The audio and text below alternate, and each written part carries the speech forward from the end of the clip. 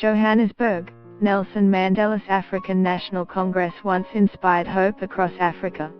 It helped liberate black South Africans from white minority rule, promoting reconciliation with former oppressors and the ideal of a post-racial rainbow nation. It seemed even poised to lift up the rest of the continent with its vision of an African renaissance. But as ANC members began gathering Saturday to elect a new leader, many analysts described the still dominant party as a shadow of what it once represented, bereft of ideals, roiled by insiders fighting over diminishing spoils, abandoned by a growing list of disillusioned greying party heroes known as stalwarts. For many at home and across Africa, the once heroic liberation movement is now synonymous with corruption and cynicism. South Africa has become a normal nation. The winner of the party election is expected to become South Africa's next president in the 2019 elections unless the ANC loses its overwhelming strength in parliament, which selects the nation's top executive. Its present leader is President Jacob Zuma, who as South Africa's head of state since 2009 has been at the center of a series of personal and political scandals.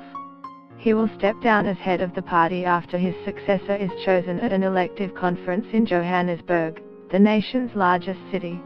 In his final address as party leader, Zuma acknowledged that the ANC had been weakened and needed to be renewed. But he blamed outside forces, which have also been the ones to check his exercise of power, and launched into a broad and bitter attack on the opposition, the judicial system, the news media and civil society. He reserved his harshest words for the white-dominated business community, saying the party needed to be protected from corporate greed. Get the latest news and updates emailed straight to your inbox. By submitting your email you are agreeing to Fairfax Media's terms and conditions and privacy policy. Theft and corruption in the private sector is as bad as that in government, he said. Two front-runners are locked in a tight race to succeed him, embodying starkly different strains within a deeply divided party.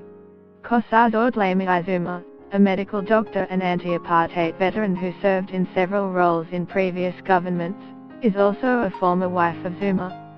She has his support and that of many of his allies and has adopted his populist rhetoric. Cyril Ramaphosa, the deputy president, has won the support of some of Jacob Zuma's fiercest opponents, business groups and middle-class black voters in cities. His own record in business, however, as a former trade union leader whose ANC connections helped him become one of the country's richest men, has made him a representative of the gulf between South Africa's tiny new black elite and its poor. Critics have focused on Zuma, 75, to explain the ANC's precipitous decline. And Zuma, who has 6 wives and as deputy president was tried and acquitted on a rape accusation, makes an easy target. But the problems go beyond just one man. Like other liberation parties in southern Africa, including those in Zimbabwe, Angola, Namibia and Mozambique, the ANC has never lost power since ousting white rulers and has come to focus on retaining that power and the access it provides.